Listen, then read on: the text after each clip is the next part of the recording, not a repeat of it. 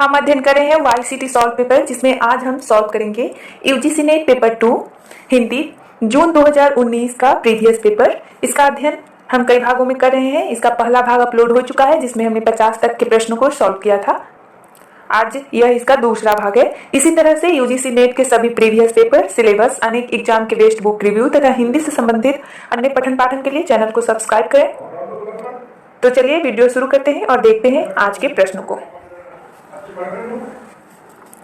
51 number प्रश्न है,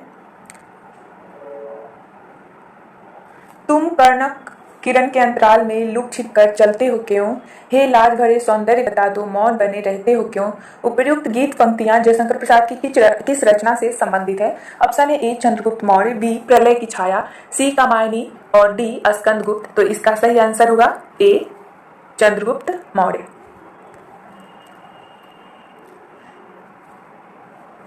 जयशंकर प्रसाद के अन्य जो प्रसिद्ध काव्य संग्रह है, प्रेम पथिक 1909 ईस्वी, ब्रज भाषा में लिखित, इंदु पत्रिका में प्रकाशित, चित्राधार 1918, झरना 1918 छायावाद का प्रथम काव्य संग्रह है झरना, कानन कुसुम 1910 खरी बोली की कविताओं का संग्रह है कानन कुसुम, आंसू 1925 एक श्रेष्ठ गीति काव्य है, महाराणा का महत्व 1928 ईस्वी इंदु में प्रकाशित हुआ था, लहर 1933 मुक्त रचनाओं का संग्रह है, और कामायनी जो कि महाकाव्य है 1935 ईस्वी। कामायनी के प्रमुख पात्र है मनु, श्रद्धा, ईरा, जो क्रमशः मन, हृदय और बुद्धि के प्रतीक है। अगला प्रश्न है, हजारी प्रसाद द्विवेदी के निम्नलिखित उपन्यासों को कथा स्रोत की दृष्टि से उनके समय से सुमेलित कीजिए। तो इसका सही मेल होगा रामदास का पोथा, औपनिषदि काल, पुनर्वा जो होगा वो होगा 4वीं शताब्दी, बाणभट्ट की आत्मकथा 6वीं 7वीं शताब्दी, और चारु चंद्रलेख 12वीं 13वीं शताब्दी। तो इसका सही मेल होगा डी।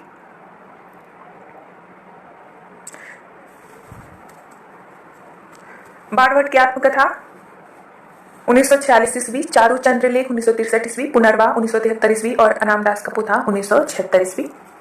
अगला प्रश्न है, जैसे पुराना चावल ही बड़े आदमियों के खाने योग्य समझा जाता है, वैसे ही अपने समय से कुछ पुरानी पड़ी हुई परंपरा के गौरव से युक्त भाषा ही पुस्तक रचने वालों के व्यवहार योग्य समझी जाती थी। रामचंद्र शुक्ल का उपयुक्त कथन हिंदी साहित्य का इतिहास के आदि काल के किस प्रकरण में है?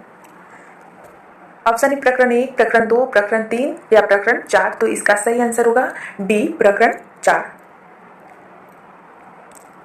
अगला प्रश्न है, निम्नलिखित में से कौन कौन से कवि उत्तर छायावाद से संबंध है? Option A Ramnaresh Tripathi, B Rameshwar Shukla Anchal, C Balkrishna Sharma नवीन और डी भारत भूषण अग्रवाल। तो इसका आंसर खुद में देना है। तो इसका सही आंसर होगा सी, बी और सी। रामेश्वर शुक्ल अंचल, बालकृष्ण शर्मा नवीन जो है छायावाद से संबंध है, जबकि रामनरेश त्रिपाठी द्विमंडल कवि के बाहर व दूसरे स्वच्छंदतावादी कवि है तथा भारत भूषण अग्रवाल प्रयोगवादी कवि है। रामेश्वर शुक्ल अंचल की रचनाएं मधुलिका, अपराजिता, किरण बेला, कड़ील, लाल चुनर, वर्षांत के बादल। बालकृष्ण शर्मा नवीन की रचनाएं हैं कुमकुम, रश्मि रेखा, अपलक, क्वासी।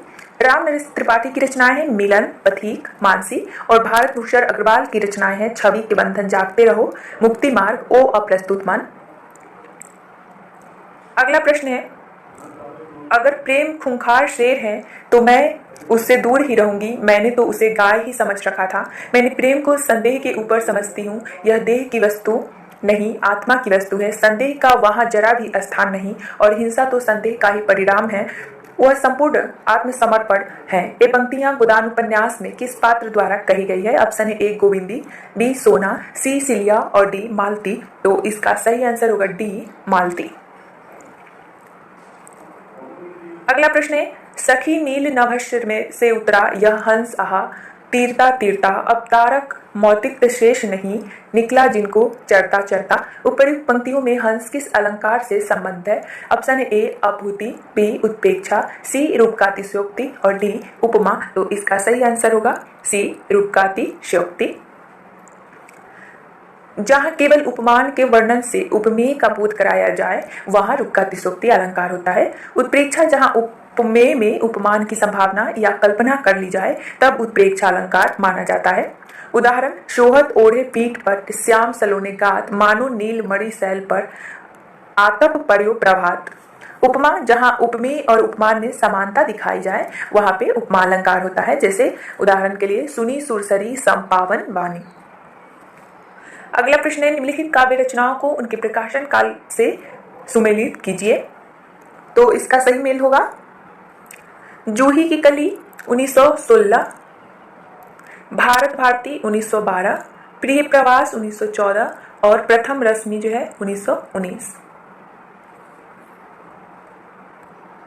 तो इसका सही मेल होगा बी। जूही की कली सूर्यकांत त्रिपाठी निराला की रचना है। भारत भारती मैथिली शरण गुप्त का, प्रिय प्रवास अयोध्या सिंह उपाध्याय हरिऔध का और प्रथम रश्मि जो है सुमित्रानंदन का। अगला प्रश्न है, निम्नलिखित जीवनी परक कृतियों में से कौन सी कृति रोमान रोला की है? ऑप्शन ए बापू, बी बापू की झांकियां, सी महात्मा गांधी विश्व के अद्वितीय पुरुष और डी अकाल पुरुष गांधी। तो इसका सही आंसर होगा सी महात्मा गांधी विश्व के अद्वितीय पुरुष।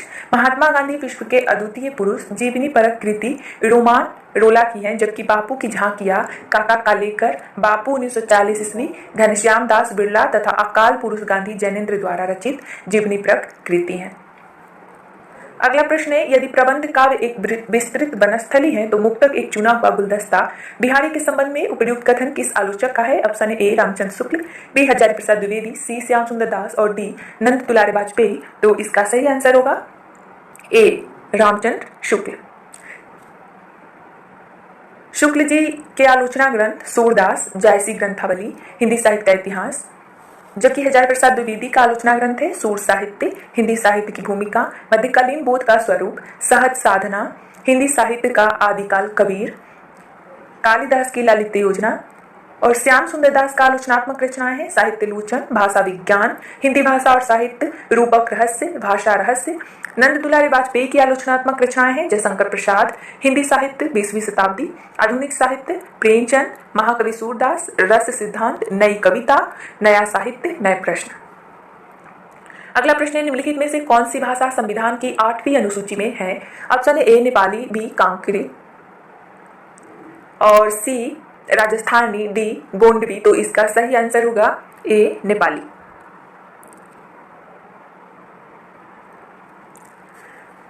अगला नेपाली भाषा जो है संविधान की 8वीं अनुसूची में है। संविधान की 8वीं अनुसूची में 22 भाषाओं का उल्लेख है। अतः 71वां संशोधन, संविधान संशोधन 1992 के द्वारा कोंकणी, मणिपुरी, नेपाली को जोड़ा गया।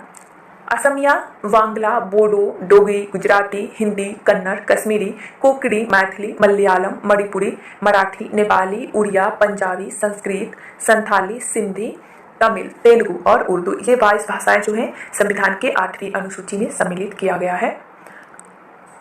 अगला प्रश्न है, कॉलरिज की काव्य संबंधी धारणा का प्रमुख आधार क्या है? ऑप्शन ए साहचर्य सिद्धांत, साहचर्यवादी सिद्धांत, बी जैववादी सिद्धांत, सी यांत्रिकवादी सिद्धांत और डी आनंदवादी सिद्धांत। तो इसका सही आंसर होगा बी जैववादी सिद्धांत। सैमुअल टेलर कॉलरिज इनका पूरा नाम है। इनका जन्म 1772 ईस्वी में। इनकी जो काव्य संबंधी धारणा है जैववादी सिद्धांत पर आधारित है। प्रमुख ग्रंथ है इनका द फ्रेंड 1817 ईस्वी, एड्स टू रिफ्लेक्शन 1825 ईस्वी, चर्च एंड स्टेट 1833 ईस्वी, कन्फेशंस ऑफ इन एक्वायरिंग स्पिरिटा जो है 1840 ईस्वी। अब हम बाद और उसके प्रवर्तक को देख लेते हैं। तो स्वच्छंदतावाद के प्रवर्तक है वर्ड्सवर्थ, यथार्थवाद के प्रवर्तक कार्वे, संरचनावाद के प्रवर्तक जो है प्रोफेसर फार्दिनांद डी सस्यूर और प्रतीकवाद के बाटलेयर, बिंबवाद के टी.ई. ह्यूम, अजनबीपन के स्कोलोवास्को और विखंडनवाद के जॉक देरिडा।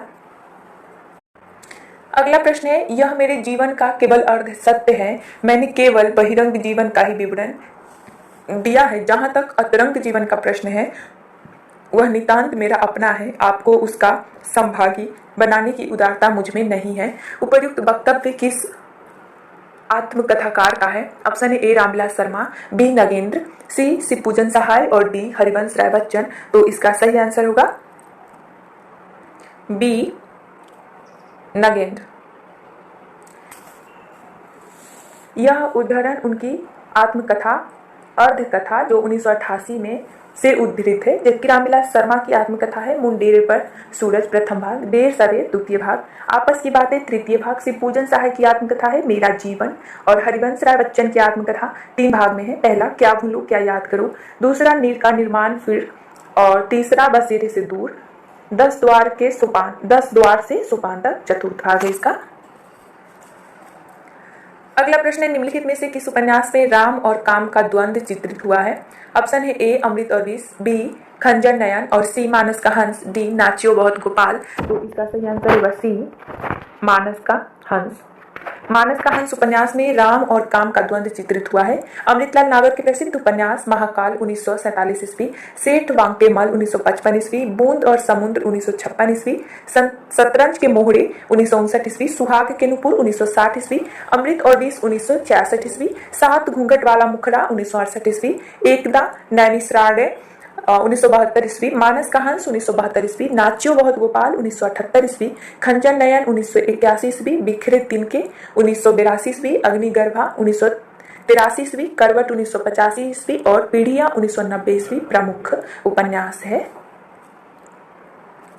अगला प्रश्न है राम की शक्ति पूजा की रचना कब हुई।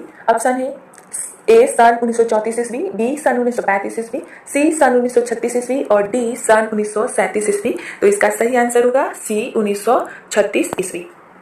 राम की शक्ति पूजा की रचना 1936 में हुई, जिसके रचनाकार निराला जी हैं। सूर्यकांत त्रिपाठी निराला का जन्म 1899 में, जन्म स्थान माहिसादल मेदिनीपुर में हुआ। निराला कृत सरोज स्मृति को हिंदी का सर्वश्रेष्ठ तथा प्रथम शोक गीत माना जाता है। इनकी प्रमुख जो काव्य कृतियां हैं अनामिका 1923 ईस्वी, परिमल 1930 ईस्वी, गीतिका 1936 ईस्वी, तुलसीदास 1938 ईस्वी, कुकुरमुत्ता 1942 ईस्वी, अडिमा 1943 ईस्वी, बेला 1946 ईस्वी, नए पत्ते 1946 ईस्वी, अर्चना 1950 ईस्वी, आराधना 1953 ईस्वी, गीत गूंज 1954 ईस्वी और सांध्य की कली 1969 ईस्वी। अगला प्रश्न है लाला श्रीनिवास दास ने निम्नलिखित में से किन किन विधाओं में लिखा है। ऑप्शन है ए नाटक, बी उपन्यास, सी कविता और डी आलोचना।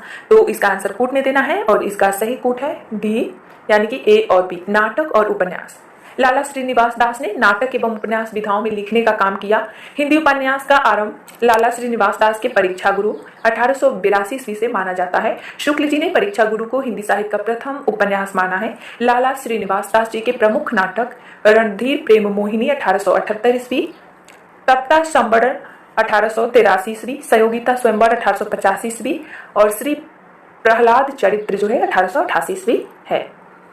अगला प्रश्न है तीसरी कसम कहानी में गारीबान ने कौन सा सामान न लादने की कसम खाई। ऑप्शन है ए कंपनी की औरत, बी दुल्हन की डोली, सी चोर बाजारी का सामान और डी बांस। तो इसका सही आंसर होगा बी दुल्हन की डोली। तीसरी कसम कहानी फणीश्वरनाथ रेणु की प्रसिद्ध कहानी मारे गए गुलफाम पर आधारित है। गारीबान ने दुल्हन की डोली को न लादने जैसी कोई कसम नहीं खाई। अन्य सामान जैसे कंपनी की औरत, चोर बाजारी का सामान और बांस न लादने की कसम खाई थी। फणीश्वरनाथ रेणु की मुख्य कहानियां ठुमरी 1559 ईस्वी, आदिम रात्रि की महक 1967 ईस्वी, अग्निखोर 1973 ईस्वी, एक श्रावणी दोपहर की धूप 1984 ईस्वी और अच्छी आदमी 1986 ईस्वी प्रमुख है। अगला प्रश्न है गैंग्रीन कहानी की मालती बचपन में कैसी लड़की थी। ऑप्शन है ए सरल और शांत लड़की, बी उद्धत और चंचल लड़की, सी पुस्तकें पढ़ने की शौकीन लड़की थी और डी चोरी से क्लास से भागने वाली लड़की थी। तो इसका आंसर कूट में चुनना है और इसका सही आंसर होगा सी, यानी कि बी और डी जो है सही है। उद्धत और चंचल लड़की थी और चोरी से क्लास से भागने वाली लड़की। गैंग्रीन कहानी की मालती बचपन में उद्दंड और चंचल लड़की थी, चोरी से क्लास से भागने वाली लड़की थी। प्रयोगवाद 1943 से 1951, इसका प्रारंभ अज्ञे द्वारा तत्कालीन पत्र पत्रिकाओं में 7 कवियों का संकलन कर तार सप्तक के नाम से प्रकाशित किया गया। अज्ञे जी ने तार सप्तक की भूमिका में लिखा कि प्रयोगवादी कवि किसी एक स्कूल के नहीं है, सभी राही हैं, राही नहीं राह के अड़वेसी हैं। अज्ञे जी की प्रमुख कहानियां गैंग्रीन 1897 ईस्वी, विपत्तगा 1937, परंपरा 1940, कोठरी की बात 1945, शरणार्थी 1948, जय आंदोलन 1951, ए तेरे प्रतिरूप 1961, अमर बल्लरी 1945 प्रमुख है। अगला प्रश्न है, मन्नू भंडारी अपनी आत्मकथा में आपका बंटी उपन्यास की विभिन्न समीक्षाओं में किस पक्ष को उपेक्षित मानती है? ऑप्शन ए खंडित बचपन, बी बच्चे के पालन पोषण का आर्थिक पक्ष, सी बाल मनोवैज्ञानिक पक्ष और डी मुख्य स्त्री पात्र स्त्रीत्व। तो इसका सही आंसर होगा डी मुख्य स्त्री पात्र स्त्रीत्व। मन्नू भंडारी अपनी आत्मकथा में आपका बंटी उपन्यास की विभिन्न समीक्षाओं मुख्य स्त्री पात्र अस्तित्व को उपेक्षित मानती है। मन्नू भंडारी की प्रमुख उपन्यास 1 इंच मुस्कान 1963 ईस्वी राजेंद्र यादव के साथ लिखा था। इन्होंने आपका बंटी 1971 में, महाभोज 1979 ईस्वी, कलवा और स्वामी 2014, हिंदी की प्रथम महिला उपन्यासकार साध्वी सती प्राण अबला को माना जाता है। इन्होंने सन 1890 ईस्वी में सुहासिनी नामक उपन्यास लिखा।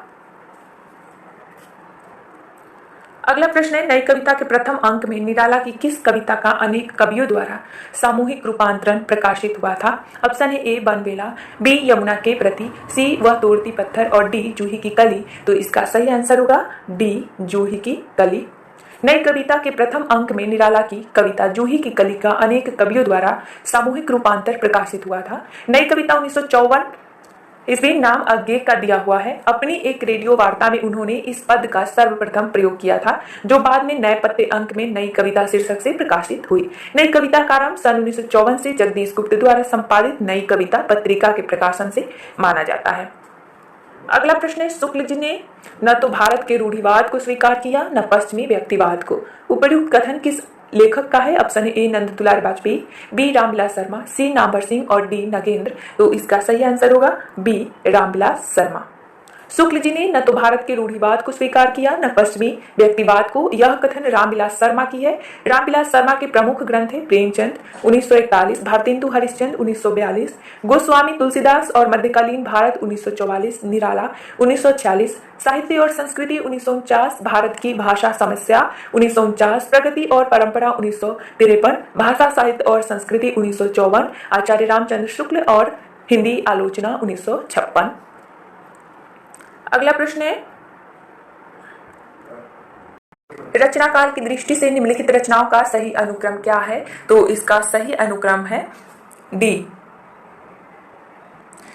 नाट्यशास्त्र आचार्य भरत मुनि, काव्यालंकार आचार्य भामा का, ध्वन्यालोक जो है आनंद वर्धन का और साहित्य दर्पण जो है विश्वनाथ का। अगला प्रश्न है, इस समय तो भारतीय पुरुष जैसे अपने मनोरंजन के लिए रंग बिरंगे पक्षी पाल लेता है, उपयोग के लिए गाय और घोड़ा पाल लेता है, उसी प्रकार वह स्त्री को पालता है तथा पालित पशु पक्षियों के समान ही वह उसके शरीर और मन पर अधिकार समझता है। उपयुक्त कथन किसका है? ऑप्शन है ए महादेवी वर्मा, बी प्रभा खेतान, सी अनामिका और डी मैत्रेयी पुष्पा। तो इसका सही आंसर होगा ए महादेवी वर्मा। उपयुक्त कथन महादेवी वर्मा का है। महादेवी वर्मा का जन्म 1907 ईस्वी को आधुनिक युग की मीरा एवं हिंदी के विशाल मंदिर की बीड़ा पाड़ी कहा जाता है। महादेवी वर्मा को बौद्ध दर्शन से प्रभावित रहस्यवादी कवित्री के रूप में स्वीकार किया जाता है। इनका सर्वाधिक प्रिय प्रतीक दीपक और बादल है। रेखा चित्र अतीत के चलचित्र 1941, स्मृति की रेखाएं 1943, संस्मरण है इनका पथ के साथ ही 1956, मेरा परिवार 1972 जो कि मेरा परिवार जो है पशु पक्षियों पर है। कविता संग्रह है निहार, रश्मि, निर्जा, शांत गीत और यामा। अगला प्रश्न है, निम्नलिखित में से कौन सी रचनाएं केशव दास की हैं? ऑप्शन है ए रसिक प्रिया, बी अनुप्रास विनोद, सी विज्ञान गीता और डी रस सागर। तो इसका सही आंसर होगा ए और सी, रसिक प्रिया और विज्ञान गीता जो है केशव दास की रचनाएं हैं। इसके अलावा केशव दास की जो अन्य प्रमुख रचनाएं हैं कवि प्रिया, रामचंद्रिका, रतन बावनी, विज्ञान गीता, जहांगीर जस चंद्रिका, वीर सिंह देवचरित आदि। अलंकारवादी राम भक्त कवि केशव दास को कठिन काव्य का प्रेत कहा जाता है। शुक्ल जी ने केशव जी के विषय में कहा कि प्रबंध रचना के योग न तो केशव में शक्ति थी और न अनुभूति, केशव केवल उक्ति व चित्र एवं शब्द क्रीड़ा के कवि थे। अगला प्रश्न है, नामवर सिंह ने संस्कृति और सौंदर्य निबंध में हजारी प्रसाद द्विवेदी द्वारा रचित अशोक के फूल की रचना का उद्देश्य निम्नलिखित में से किसे माना है? ऑप्शन है ए प्रकृति वर्णन, बी संस्कृति की मिश्रता को उजागर करना, सी आचार्य संस्कृति की शुद्धता के अहंकार पर चोट और डी सामासिक संस्कृति को प्रोत्साहन। तो इसका सही आंसर जो होगा सी होगा, यानी कि आर्य संस्कृति की शुद्धता के अहंकार पर चोट। नामवर सिंह ने संस्कृति और सौंदर्य निबंध में हजारी प्रसाद द्विवेदी द्वारा रचित अशोक के फूल की रचना का उद्देश्य आर्य संस्कृति की शुद्धता के अलंकार पर चोट को माना है। नामवर सिंह जी के प्रमुख निबंध बकलम खुद 1951, वाद विवाद संवाद 1989। हजारी प्रसाद द्विवेदी के प्रमुख निबंध है अशोक के फूल 1948 ईस्वी, कल्पलता 1951, मध्यकालीन धर्म साधना 1952, विचार और वितर्क 1957, विचार प्रवाह 1959, कूटज 1964, साहित्य सहचर 1965, आलोक पर्व 1972, शीरीष के फूल और भारतीय संस्कृति की देन, काव्य कला, कविता का भविष्य, नई समस्याएं, आम फिर बौरा गए, बसंत आ गया, अवतारवाद आदि प्रमुख है। जन्म काल के अनुसार निम्नलिखित रचनाकारों का सही अनुक्रम, तो इसका सही अनुक्रम होगा ए केशवदास 1555 ईस्वी, बिहारी 1595 ईस्वी, मतिराम 1604 ईस्वी और घनानंद 1673 ईस्वी। अगला प्रश्न है यशपाल के उपन्यास झूठा सच के दौलत राम आजाद किस राजनीतिक दल का सदस्य था? ऑप्शन है ए कांग्रेस, बी कम्युनिस्ट पार्टी, सी मुस्लिम पार्टी और डी जनसंघ। तो इसका सही आंसर होगा बी कम्युनिस्ट पार्टी। यशपाल के उपन्यास झूठा सच में दौलत राम आजाद कम्युनिस्ट पार्टी के सदस्य थे। प्रगतिवादी या मार्क्सवादी विचारधारा के उपन्यासकारों में प्रथमतः जो है यशपाल का नाम आता है। उपन्यास का प्रमुख और प्रसिद्ध उपन्यास है दादा कामरेड 1941 ईस्वी, देशद्रोही 1943 ईस्वी, दिव्या 1945 ईस्वी, पार्टी कामरेड 1946 ईस्वी, मनुष्य के रूप 1949 ईस्वी, अमिता 1956 ईस्वी, झूठा सच 1958 ईस्वी, 12 घंटे 1962 ईस्वी, अप्सरा का श्राप 1965 ईस्वी, मेरी तेरी उसकी बात 1974 ईस्वी। अगला प्रश्न है रामचंद्र शुक्ल ने रहस्यवाद के मूल अर्थ में किस छायावादी कवि को सर्वाधिक प्रमुख माना है? ऑप्शन है ए पंत, बी प्रसाद, सी निराला और डी महादेवी वर्मा। तो इसका सही आंसर होगा डी महादेवी वर्मा। रामचंद्र शुक्ल ने रहस्यवाद के मूल अर्थ में महादेवी वर्मा को छायावादी कवियों में सर्वाधिक प्रमुख माना है। इन्हें आधुनिक युग की मीरा भी कहा जाता है। हिंदी में छायावाद के प्रथम प्रयोक्ता मुकुटधर पांडे को मानते हैं। छायावाद के 4 स्तंभ जयशंकर प्रसाद, सुमित्रानंदन पंत, सूर्यकांत त्रिपाठी निराला और महादेवी वर्मा हैं। अगला प्रश्न है निम्नलिखित काव्य पंक्तियों को उनके रचनाकारों से सुमेलित कीजिए। तो इसका सही मेल होगा मैं बकता नहीं हूं कविताएं, इजाद करता हूं गाली। ये जो है श्रीकांत वर्मा का है। इस वक्त जबकि कान नहीं सुनते हैं कविताएं, कविता पेट से सुनी जाती है। ये जो है धूमिल का है। सी है आज फिर शुरू हुआ जीवन, आज मैंने एक छोटी सी सरल सी कविता पढ़ी। ये जो है रघुवीर सहाय का है। और डी में है मैं नया कवि हूं, इसी से जानता हूं सत्य की चोट बहुत गहरी होती है। ये जो है सर्वेश्वर दयाल सक्सेना का है। यानी कि इसका जो सही मेल होगा सी। सुदामा पांडे धूमिल की महत्वपूर्ण जो अन्य पंक्तियां हैं, इस वक्त जबकि कान नहीं सुनते कविताएं पेट से सुनी जाती है। जनतंत्र जिसकी रोज सैकड़ों बार हत्या होती है। भूख से रिरियाती हुई हथेली का नाम दया है। हाँ हाँ मैं कवि हूँ, कवि यानी भाषा से भदेश हूँ। और सर्वेश्वर दयाल की जो अन्य प्रमुख महत्वपूर्ण पंक्तियां हैं, मैं नया कवि हूँ, इसी से जानता हूँ सत्य की चोट बहुत गहरी होती है। लीक पर बेचले जिनके चरण दुर्बल और हारे हैं। लोकतंत्र को जूते की तरह लाठी से लटकाए भागे जा रहे हैं, सभी सीना फुलाए। रघुवीर सहाय जी की महत्वपूर्ण अन्य पंक्तियां हैं। राष्ट्रगीत में भला कौन वह भारत भाग्य विधाता, फटा सुथना पहने जिसका गुण हर चरना गाता है। आज फिर शुरू हुआ जीवन, आज मैंने एक छोटी सी सरल सी कविता पढ़ी। शमशेर बहादुर की महत्वपूर्ण पंक्तियां हैं। चुका भी हूं मैं नहीं, कहाँ किया मैंने प्रेम अभी, एक पीली शाम पतझड़ का जरा अटका हुआ पत्ता, बात भूलेगी हम नहीं भेद खोलेगी। अगला प्रश्न है प्रकाशन काल की दृष्टि से सुरेंद्र वर्मा के नाटकों का सही अनुक्रम है। तो इसका सही आंसर सी, यानी कि द्रौपदी 1972 ईस्वी, 8वां सेट 1976 ईस्वी, उसके बाद शकुंतला की अंगूठी 1990 ईस्वी और रति का कंगन सबसे लास्ट में, द्रौपदी 1972 ईस्वी, सेतुबंध 1972 ईस्वी, नायक खलनायक विदूषक 1972 ईस्वी, सूर्य की अंतिम किरण से सूर्य की पहली किरण तक 1975 ईस्वी, आठवां शर्क 1975 ईस्वी, छोटे सैयद बड़े सैयद 1978 ईस्वी, एक दूनी एक 1987 ईस्वी और शकुंतला की अंगूठी 1990 ईस्वी, कैद ए हयात 1993 ईस्वी। अगला प्रश्न है, हिंदी पर सामाजिक संस्कृति के वहन का दायित्व संविधान के किस अनुच्छेद में निर्धारित है? ऑप्शन है ए 343, बी 348, सी 349 और डी 351। तो इसका सही आंसर होगा डी 351। अनुच्छेद 351 में हिंदी भाषा के विकास के लिए निर्देश है। हिंदी पर सामाजिक संस्कृति के वहन का दायित्व संविधान के 351 अनुच्छेद में निर्धारित है। अनुच्छेद 343 संघ की राजभाषा हिंदी और लिपि देवनागरी। अनुच्छेद 348 में उच्चतम न्यायालय और उच्च न्यायालय आदि में प्रयोग की जाने वाली भाषा। अनुच्छेद 349 भाषा संबंधित कुछ विधियां अधिनियमित करने की विशेष प्रक्रिया शामिल है। अगला प्रश्न है, गांधीवाद के संदर्भ में निम्नलिखित में से कौन सा कथन सही नहीं है?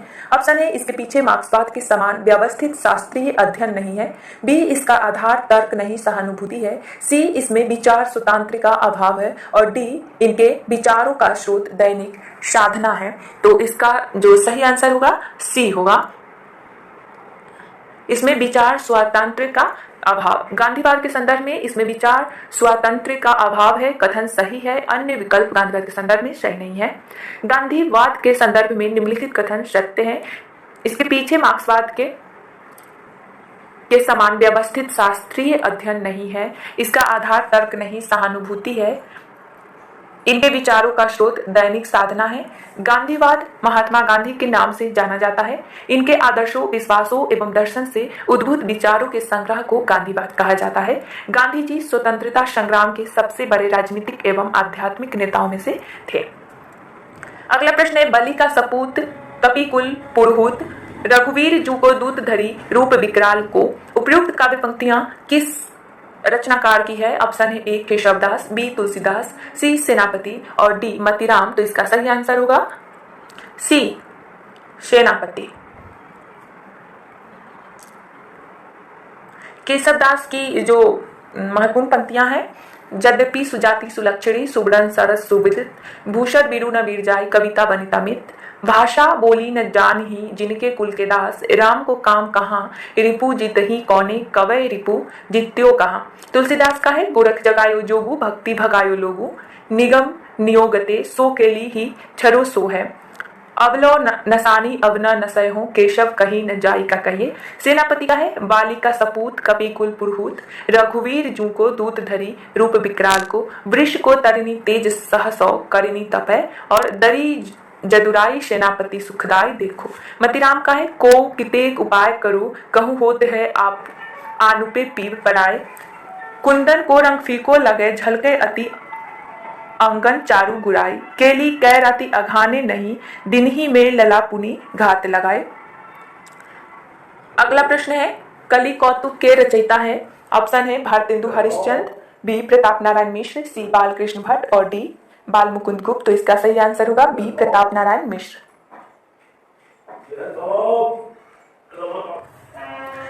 कलि कौतुक के जो रचयिता है प्रताप नारायण मिश्र है। इनकी अन्य रचनाएं हैं प्रेम पुष्पावली, मन की लहर, लोकोक्ति शतक, तृप्यांतम, श्रृंगार विलास, हरगंगा। भारतेंदु हरिश्चंद्र की महत्वपूर्ण रचनाएं हैं भक्ति सर्वस्व, प्रेम मल्लिका, कार्तिक स्नान, प्रेम सरोवर, प्रेम माधुरी, प्रेम तरंग, प्रेम प्रलाप, राग संग्रह, फूलों का गुच्छा, बकरी विलाप, विजयिनी विजय, वैजंती, नए जमाने की मुकरी, बंदर सभा, बसंत होली विजय, बल्लरी, जातीय संगीत।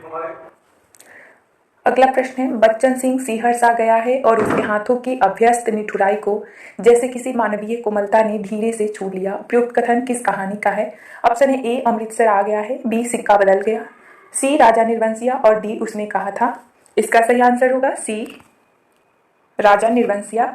बच्चन सिंह सिहर गया और उसके हाथों की अभ्यस्त निठुराई को जैसे किसी मानवीय कोमलता ने धीरे से छू लिया। उपयुक्त कथन राजा निर्वंशिया कमलेश्वर द्वारा लिखित कहानी है। कमलेश्वर जी की अन्य महत्वपूर्ण कहानियां राजा निर्वंशिया 1957 ईस्वी, कस्बे का आदमी 1958, खोई हुई दिशाएं 1963, मांस का दरिया 1966, बयान 1973 और आजादी मुबारक 2002।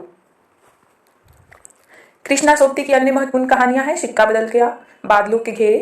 गुलेरी की महत्वपूर्ण कहानियां हैं उसने कहा था 1915, बुद्धू का कांटा 1914 और सुखमय जीवन 1911 ईस्वी।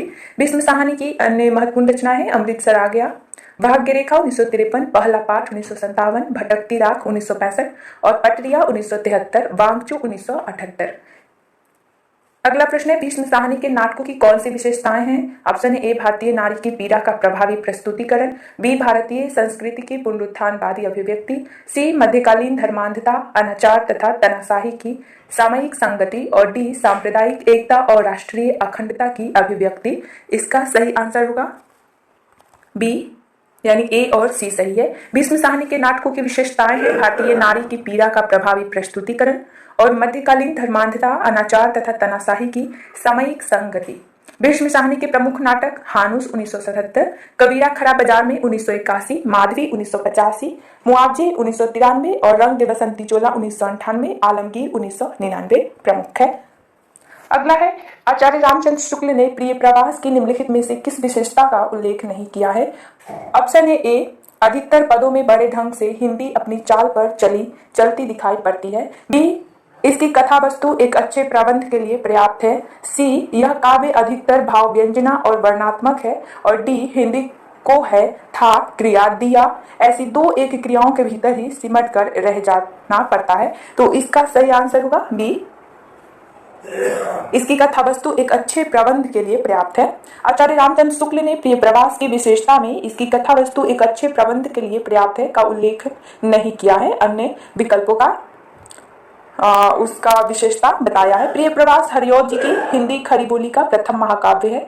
अयोध्या सिंह उपाध्याय हरिऔध की अन्य महत्वपूर्ण रचनाएं हैं रसिक रहस्य 1899, प्रेम प्रपंच 1900, चौके चौपदे 1932, चुभते चौपते 1924, प्रिय प्रवास 1914, पद्य प्रशून्य 1925, रस कलश 1931, फूल पत्ते 1936 और कल्पलता 1937, मर्म स्पर्श 1956। अगला प्रश्न है निम्नलिखित में से क्या तमस उपन्यास में सांप्रदायिक भावना के निर्माण में सहायक नहीं है? ऑप्शन है ए सांप्रदायिक पूर्वाग्रह, बी विभिन्न संप्रदायों का एक स्थान प्रदास, सी वर्गीय पूर्वाग्रह और डी अतीत की गौरव गाथाएं। तो इसका सही आंसर होगा बी विभिन्न संप्रदायों का एक स्थान पर वास। विभिन्न संप्रदायों का एक स्थान पर वास तमस उपन्यास में सांप्रदायिक भावना के निर्माण में सहायक नहीं है। तमस उपन्यास में सांप्रदायिक भावना के निर्माण में सहायक तत्व है सांप्रदायिक पूर्वाग्रह, वर्गीय पूर्वाग्रह, अतीत के गौरव गाथाएं।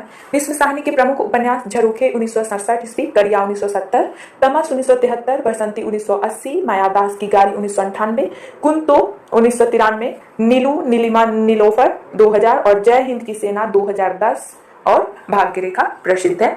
निम्नलिखित में से कौन सी रचनाएं पुष्पदंत द्वारा रचित नहीं है? ऑप्शन ए आदि पुराण, बी योगसार, सी जसहरचर्यु और डी उत्तर पुराण। तो इसका आंसर कूट में देना है। इसका सही कूट, इसमें कुछ में वो त्रुटि है तो इसे हम छोड़ देते हैं। अगला प्रश्न है निराला जी पर बंग भाषा की काव्य शैली का प्रभाव समास में गुंफित पद वल्लरी, क्रियापद के लोप आदि में स्पष्ट झलकता है। लाक्षणिक व लक्षण लाने की प्रवृत्ति इनमें उतनी नहीं पाई जाती जितनी प्रसाद और पंत में। उपर्युक्त कथन किसका है? Option A Hazari Prasad Dwivedi, B Ramchandra Shukla, C Ramswaroop Chaturvedi और डी नगेंद्र। तो इसका सही आंसर होगा बी रामचंद्र शुक्ल।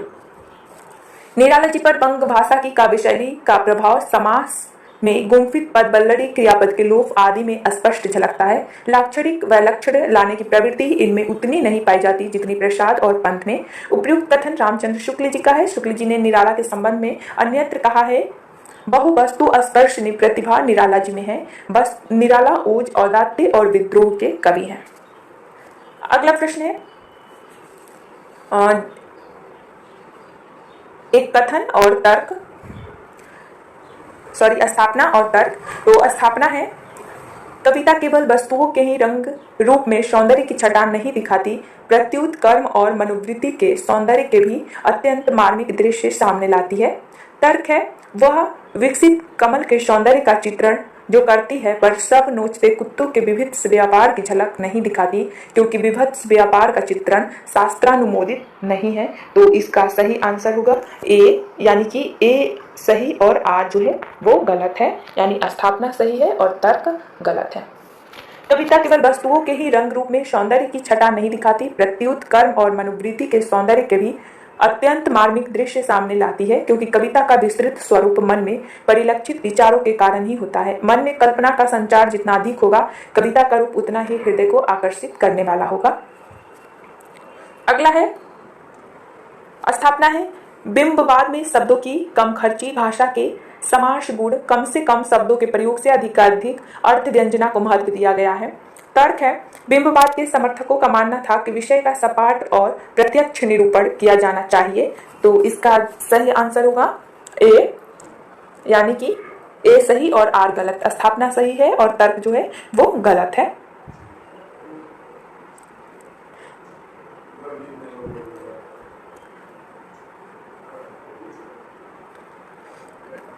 अगला जो प्रश्न है,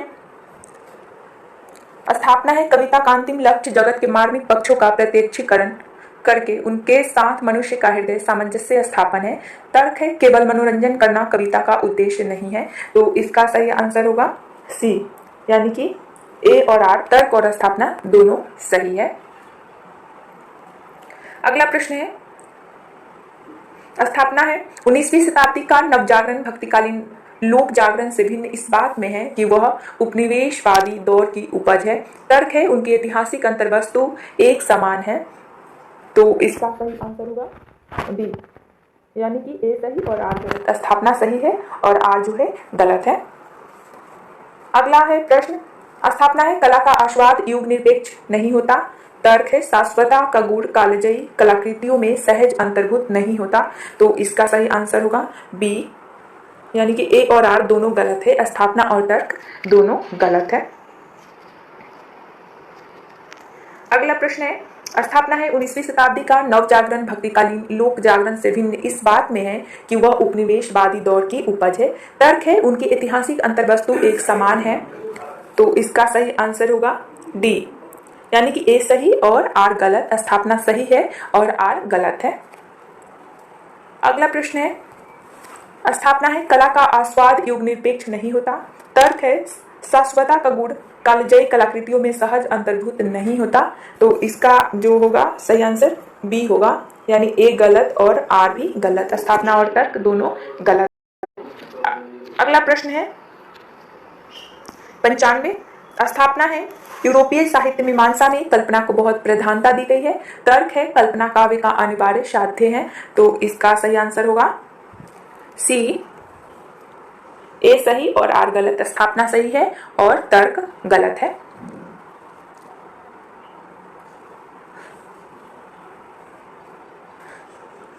अब अगला जो प्रश्न है वो अनुच्छेद पे आधारित है। अनुच्छेद दिया गया है, इसको पढ़ने के बाद आगे के प्रश्नों का उत्तर देंगे। चलिए देखते हैं। भारतीय काव्य मनीषियों के काव्य की वस्तु के साथ ही उसके अर्थ की सीमा का अन्वेषण भी किया है। काव्य की अर्थ व्याप्ति समूचे मानव लोक में होती है। काव्य का संबंध उस अर्थ से है जिसमें कल्पना और सौंदर्य का आधार होता है। राजशेखर ने कल्पना को स्वीकार करते हुए कहा है कि काव्य के कर्ताओं को वस्तुओं का स्वरूप जैसा प्रतिभाषित होता है, उसका वर्णन वे उसी रूप में करते हैं।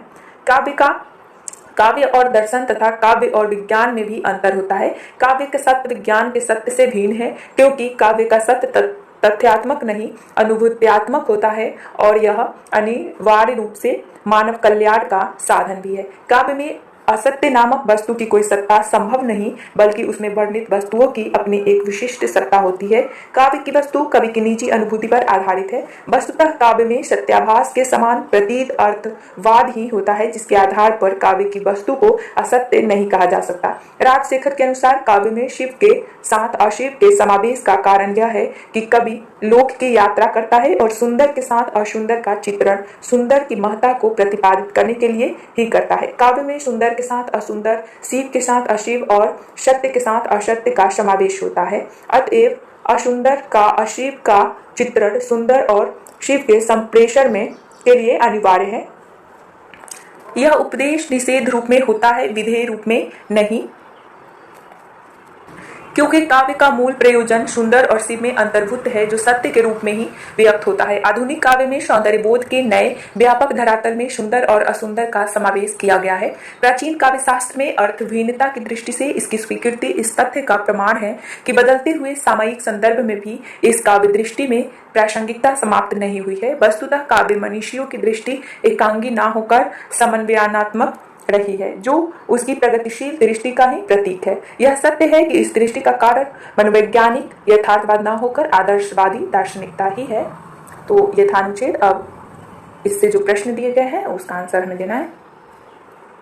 96 नंबर प्रश्न है, उपयुक्त अनुच्छेद के संदर्भ में काव्य मनीषियों की दृष्टि से समन्वयात्मक होने का आधार क्या है? ऑप्शन है ए, उसका मनोवैज्ञानिक यथार्थ से जुड़ा होना, बी, मनोवैज्ञानिक यथार्थ और आदर्शवाद से जुड़ा होना, सी, प्रगतिवाद के सैद्धांतिक आधार को अपनाना और डी, आदर्शवादी दार्शनिकता से जुड़ा होना। तो इसका सही आंसर है डी, आदर्शवादी दार्शनिकता से जुड़ा होना। आदर्शवादी दार्शनिकता से आशय आदर्श स्वरूप व आदर्श सत्ता को स्वीकार कर निरंतर गतिशील रहना है। अगला प्रश्न है, उपर्युक्त अनुच्छेद के संदर्भ में निम्नलिखित में से कौन सा कथन सही नहीं है? ऑप्शन है, काव्य में सुंदर के साथ असुंदर का समावेश रहता है, बी, काव्य का मूल प्रयोजन सत्य के रूप में ही अभिव्यक्त होता है, सी, कवि क्योंकि लोक की यात्रा करता है इसलिए सुंदर के साथ असुंदर का चित्रण संभव नहीं, डी, अशिव का चित्रण शिव के चित्रण के लिए अनिवार्य है। तो इसका सही आंसर होगा सी। उपर्युक्त अनुच्छेद के संदर्भ में कवि क्योंकि लोक की यात्रा करता है इसलिए सुंदर के साथ असुंदर का चित्रण संभव नहीं है, यह कथन सही नहीं है। जबकि राजशेखर के अनुसार काव्य में सुंदर के साथ असुंदर का समावेश रहता है, काव्य का मूल प्रयोजन सत्य के रूप में ही अभिव्यक्त होता है, अशिव का चित्रण शिव के चित्रण के लिए अनिवार्य है। अगला प्रश्न है 98, उपर्युक्त अनुच्छेद के अनुसार काव्य मनीषियों की प्रगतिशील दृष्टि का आधार क्या है? ऑप्शन है ए, काव्य को तथ्यात्मक रूप में चित्रित करना, बी, समन्वयात्मक दृष्टि को अपनाना, सी, काव्य और अशिव और असुंदर को प्रमुखता देना और डी, कल्पना को काव्य का आधार बनाना। तो इसका सही आंसर होगा बी, समन्वयात्मक दृष्टि को अपनाना। अगला प्रश्न है, उपर्युक्त अनुच्छेद के संदर्भ में निम्नलिखित में से कौन सा कथन सही है? काव्य का सत्य अनिवार्य रूप से मानव कल्याण का साधन नहीं है, बी, काव्य का सत्य तथ्यात्मक होता है, सी, काव्य का सत्य विज्ञान के सत्य से अभिन्न होता है और डी, काव्य का सत्य अनुभूति परक है। तो इसका सही आंसर होगा डी, काव्य का सत्य अनुभूति परक है। अगला और लास्ट प्रश्न है, उपर्युक्त अनुच्छेद के संदर्भ में निम्नलिखित में से कौन सा कथन सही नहीं है? ऑप्शन है ए, काव्य की अर्थ व्याप्ति समूचे मानव लोक में होती है, बी, काव्य के अर्थ का आधार कल्पना और सौंदर्य है, सी, काव्य के कर्ता वस्तुओं का वर्णन उसी रूप में नहीं करते जैसा उन्हें प्रतिभाषित होता है और डी, भारतीय काव्य मनीषा ने अर्थ की सीमा का भी अन्वेषण किया है। तो इसका सही आंसर होगा सी, काव्य के कर्ता वस्तुओं का वर्णन उसी रूप में नहीं करते जैसा उन्हें प्रतिभाषित होता है। तो आज के लिए इतना ही। वीडियो उपयोग लगा हो तो लाइक जरूर करें और चैनल पे नए हैं तो सब्सक्राइब कर लें।